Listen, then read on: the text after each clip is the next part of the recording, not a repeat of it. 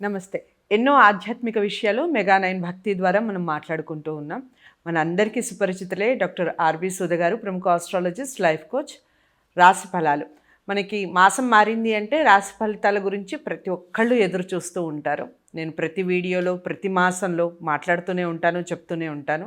మీరు డైరెక్ట్గా కాంటాక్ట్ అవ్వాలి అంటే స్క్రీన్ మీద కనపడే నెంబర్కి కాల్ చేయడం ద్వారా డాక్టర్ ఆర్‌బి సుధ గారిని డైరెక్ట్గా కాంటాక్ట్ అవ్వచ్చు. మొత్తానికి ఆగస్టు మాసానికి సంబంధించి ముఖ్యంగా శ్రావణ మాసం వచ్చేసింది. ఈ మాసం అంతా ఏ విధంగా ఉండబోతుంది అని తెలుసుకునే ముందు గ్రహాల స్థితిగతులు ఏ విధంగా ఉన్నాయో ఆర్‌బి సుధ గారి మాటల్లో తెలుసుకుందాం. తర్వాత మేషరాశి మొదలు మీన రాశి వరకు 12 రాశుల వారికి ఏ విధంగా ఉంది ఈ మాసం అనేది మేడం వివరిస్తారు. ఏ వీడియో కూడా మొదటి నుంచి చివరి వరకు చూడండి. ఎక్కడ డౌట్ ఉన్నా ఖచ్చితంగా కామెంట్ బాక్స్లో తెలియచేయండి. అందరికీ షేర్ చేయడం మర్చిపోకండి.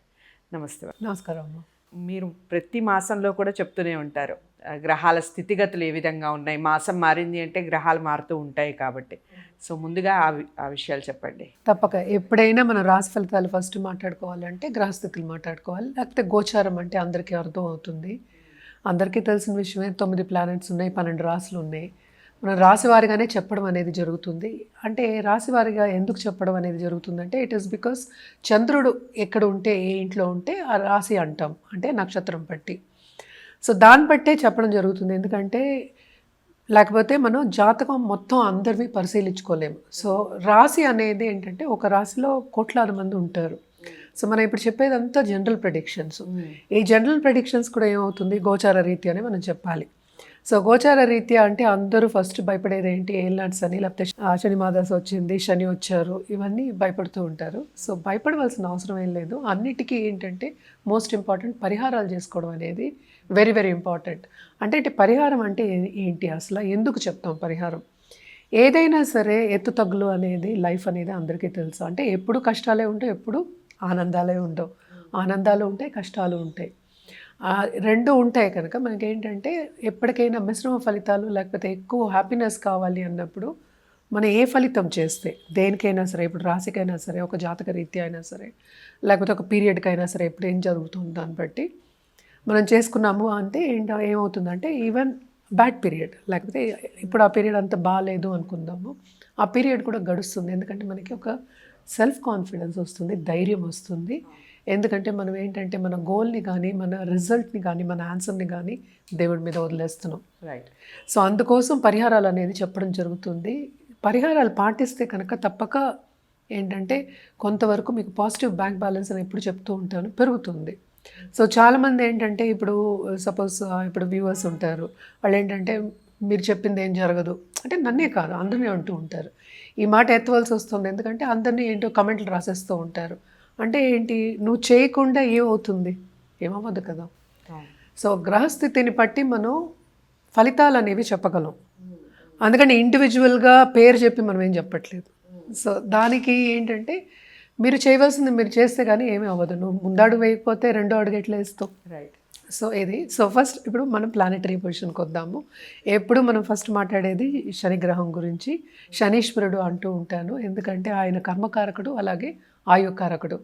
కర్మకారకుడు అని ఎందుకు అన్నాము అంటే, ఇప్పుడు చేసే పని మనం కర్మ అంటాం, ఎందుకంటే అందరికీ కావాల్సింది డబ్బే. సో నువ్వు కర్మ చేస్తేనే నీకు డబ్బు వస్తుంది. అంటే నేను ఇంట్లో కూర్చుంటానంటే నీకు డబ్బులు రావు కదా. సో ఆయన ప్రీతి ఉంటే, ఆయన బ్లెస్సింగ్ ఉంటే అన్నీ ఉన్నట్టే అని అందుకనే చెప్తా. ఆయనకి ఈశ్వరుడి పొజిషన్ అనేది మనం ఇచ్చున్నాం. ఆయన ప్రస్తుతం మనకి తెలుసు మీనరాశిలో ఉన్నారు అండ్ వక్రించి ఉన్నారు. మనకి లాస్ట్ మంత్ వక్రించారు, టిల్ మనకి నవంబర్ వరకు ఇది జరుగుతోందనమాట. మన నెక్స్ట్ మనం మాట్లాడబోయేది శుక్రాచార్య. అంటే శుక్రుడు ఎక్కడున్నారంటే ప్రస్తుతం మిథునంలో ఉన్నారు. ఆయన 21 ఆగస్ట్కి కర్కాటకానికి దిగుతున్నారనమాట. అలాగే మిథునంలో మనకి జూపిటర్ ఉన్నారు. లక్కీగా ఏంటంటే లాస్ట్ మంతే కంబషన్ వెళ్ళిపోయింది, అంటే ఫుల్ పవర్తో ఉన్నారు ఆయన. సో గురు పవర్తో ఉన్నప్పుడు ఎక్కడ గురువు అంటే అక్కడ ఎక్స్పాండ్ అవుతుంది, మనకి అన్నీ మంచి జరుగుతాయి. అన్నీ అలాంటిది మనకి ఐదీకం అంటే మన నమ్మకం ఎక్కువ ఇంపార్టెంట్, ఎక్స్ట్రీమ్లీ ఇంపార్టెంట్ అన్నిటికీ. ఎందుకంటే కుటుంబ పరిస్థితి కానీ, ఎలా శని కర్మకారకుడు కుటుంబ పరిస్థితి, ఎందుకంటే ఇంటర్పర్సనల్ రిలేషన్షిప్ కూడా వెరీ ఇంపార్టెంట్. తర్వాత మనం చూసాము అంటే కర్కాటకంలో ఏమో మనకి బుధుడు ఉన్నారు, ఆయన రిట్రోగ్రేషన్లో ఉన్నారు, అలాగే కంబషన్లో ఉన్నారు అనమాట. సన్ ఎందుకంటే అక్కడే ఉన్నారు. అండ్ ఆగస్ట్ 17కి మనకి సన్ ఏమో ఆయన ఓన్ హౌస్ సింహానికి దిగుతున్నారు. మెర్కురీ ఏమో ఆగస్ట్ 30కి దిగుతున్నారు. ఆగస్ట్ 11కి ఆయనకి కంబషన్ అనేది వెళ్ళిపోతుంది, రెట్రోగ్రేషన్ అనేది కొంతవరకు వెళ్ళిపోతుందన్నమాట. సో కేతు ఏమో మనకేమో సింహంలో ఉన్నారు. అలాగే most important and major planet మనకి ఎప్పటికైనా దాంపత్య జీవితానికి చెప్తాం, ఇంటర్పర్సనల్ రిలేషన్షిప్, అలాగే అగ్రెసివ్నెస్కి అంటే ఏంటి ముందుకు వెళ్ళే ఒక స్ట్రెంగ్త్ ఇచ్చేది కుజుడు. సో కుజగ్రహం ఏమో ప్రస్తుతం మనకి కన్యలో ఉన్నారు. సో రాహు ఏమో ప్రస్తుతం ఇప్పుడు కుంభంలో ఉన్నారు. సో జనరల్గా ఎప్పుడు మాట్లాడుకునేది ఏలినాట్స్ అని గురించి మాట్లాడుకుంటాం. సో కుంభానికి ఏలినాట్స్ అని ఉంది. అలాగే మనం చూసాము అంటే మేషానికి స్టార్ట్ అయింది లాస్ట్ ఇయర్ తెలుస్తుంది. అండ్ ఆల్సో మనకి మీనానికి ఏలినాట్స్ అని ఉంది. కానీ కొంచెం పట్టు విడుపు అనేది ఉంది. ఎందుకు అంటే రిట్రగ్రేషన్లో ఉన్నప్పుడు ఆయన కుంభాన్ని చూస్తున్నట్టు ఉంటుంది. అంటే కుంభరాశి వాళ్ళకి కొంచెం ఎక్కువ ప్రభావం అనేది ఉంటుంది, ఏలినాట్స్ అని ప్రభావం. జనరల్గా ఎందుకు భయపడతారు అంటే కష్టపడతారు అని భయపడతారు. సో కష్టం లేనిదే జీవితం లేదు. సో పరిహారాల విషయానికి వస్తే కనుక తప్పక పరిహారాలు వీళ్ళు చేయవలసిందే. ఎప్పుడు మనం చెప్పేదే నవగ్రహ స్తోత్రాలు, నవగ్రహ హోమాలు, అలాగే ఏంటంటే శక్తి పూజలు ఇవన్నీ చేసుకుంటుంటే చాలా మంచిది. అంతగా ఏంటంటే ప్రీతి అందరికీ తెలుసు, సాటర్డే వడ్డీ కాసులు వాడు మనం డబ్బు కావాలి అంటే ఎప్పుడైనా ఆశ్రయించవచ్చు.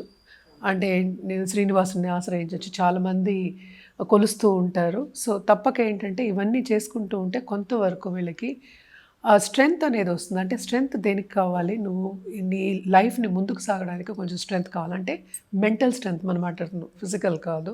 సో ఈ పూజలు కానీ లేకపోతే ఈ వ్రతాలు కానీ లేకపోతే ఏదైనా మనం ఒక పరిహారం చెప్పాము అంటే ఆ మెంటల్ స్ట్రెంగ్త్ గురించి. ఎందుకంటే లైఫ్ అనేది సాధించి ముందుకు రావాలి, దాని గురించి చెప్పడం అనేది జరుగుతుందన్నమాట.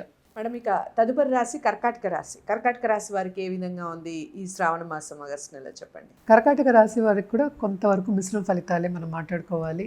ఎందుకంటే ఇప్పుడు ప్రస్తుతం మనం చూసామంటే శని వక్రించున్నారు, ఆల్మోస్ట్ 8వ ఇంటిని చూస్తూ ఉన్నట్టు అనిపిస్తుంది. సో అష్టమ శని ఎలా కొంత ప్రభావం అనేది ఉంటుందన్నమాట. అలాగే ఈ రాశికి అధిపతి మనకి తెలుసు, మనకి చంద్రుడు మూవ్ అవుతూనే ఉంటారు. కానీ సెకండ్ లార్డ్ వచ్చిన తర్వాత కూడానే సెకండ్ లార్డ్ ఉన్నారు కనుక ఫైనాన్షియల్ ఇష్యూస్ అనేవి కొంతవరకు తగ్గుతాయి. అండ్ సేవింగ్స్ మెంటాలిటీ అనేది ఎక్కువ అవుతుంది. అంటే ఏంటి, ఖరీదైన ఖర్చు అనేది విపరీతం మనకి తెలిసిన ఒక విషయం. ఎందుకంటే 12th లార్డ్ కూడా కూడానే ఉన్నారు. సో చీటికి మాటికి ఖర్చు పెట్టడం అనేది, అంటే మితికి మీరి ఖర్చు పెట్టడం అనేది మనకి కనిపిస్తుంది. అదొకటి కాకుండా బలంగా 12వ ఇంట్లో మనకి జూపిటర్ కూర్చుని ఉన్నారు.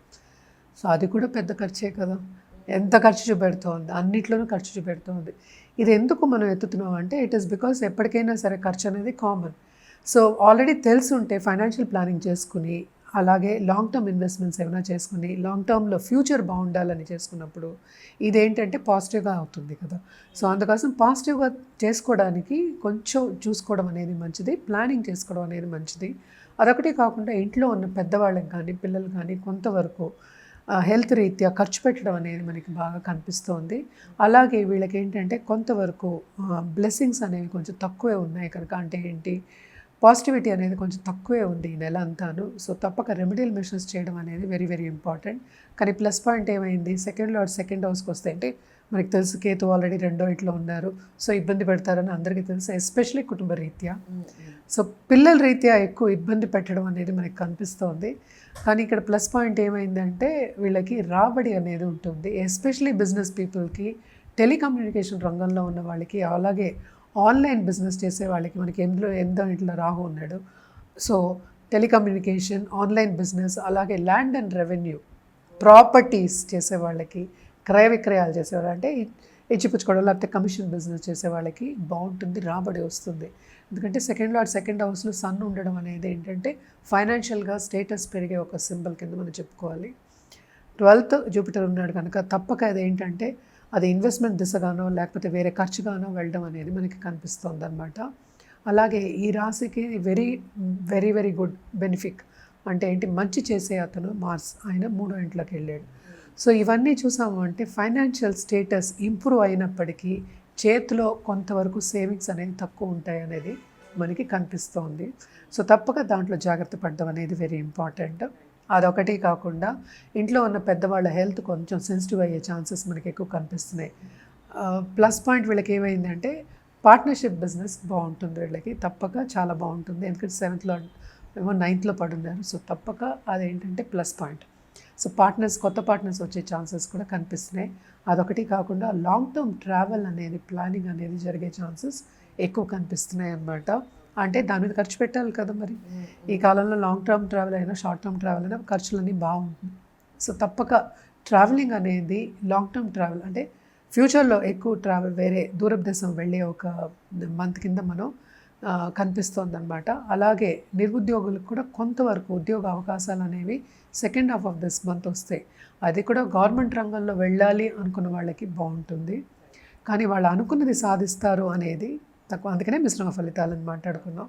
మన రెమెడియల్ మెషర్స్కి వస్తే అంటే పరిహారాల విషయానికి వస్తే కనుక తప్పక మండే అంటే శివుని దర్శనం చేసుకోవడం, శివాలయంకి వెళ్ళడం, అలాగే ఏంటంటే తప్పక అంటే పార్వతీదేవితో ఒక కుటుంబంతో ఒక పటం పెట్టుకుని పూజ చేసుకోవడం, శక్తి పూజలు చేసుకోవడం అనేది ఈ మంత్ అంతా మనకి తెలుసు. శ్రావణ మాసం మనకి తెలుసు, శక్తి పూజలు ఎక్కువ చేసుకోవాలి. అమ్మవారి పూజలు మనం చేసుకుంటూ ఉన్నాం. సో తప్పక చేసుకుని అదొకటి గోల్ కింద అంటే ఏంటి మనకి ఇది కావాలి అని అడగడం కూడా వెరీ ఇంపార్టెంట్.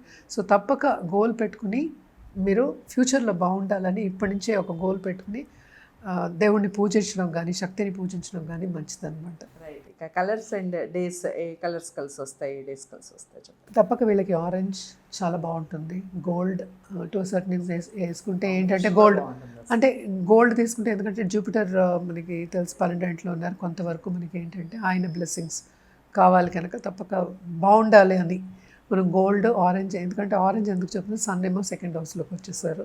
సో బాగుంటుంది. దాంతోపాటు మీరు ఏంటంటే సిల్వర్ కలుపుకోవచ్చు, ఎందుకంటే కేతు కూడా ఉన్నారు కదా. సో సిల్వర్ మనం ఎక్కువ సిల్వరు లేకపోతే లైట్ గ్రే ఇవన్నీ చెప్తూ ఉంటాం. సో ఇవన్నీ మంచి కాంబినేషన్స్. ఇవన్నీ వాడి చూడొచ్చు. ఏ రోజు అంటే సోమవారం, అదొకటి సండే కూడా, Sunday and Monday 2. So A days కలిసి వస్తాయి, ఏ కలర్స్ కలిసి వస్తాయి చక్కగా చెప్పారు. పరిహారాలు కూడా చెప్పారు. పరిహారాలు చేసుకునే ముందు ఒక్కసారి జాతకాలని పరిశీలించుకోండి. జాతకాలని డాక్టర్ ఆర్బీ సుధ గారి దగ్గరే చూపించుకోవాలి అనుకున్న వారు స్క్రీన్ మీద కనపడే నెంబర్కి కాల్ చేయండి. వీడియోని లైక్ చేసి షేర్ చేయండి. ఛానల్ని సబ్స్క్రైబ్ చేసుకోండి. తదుపరి రాశితో కలుద్దాం. నమస్తే.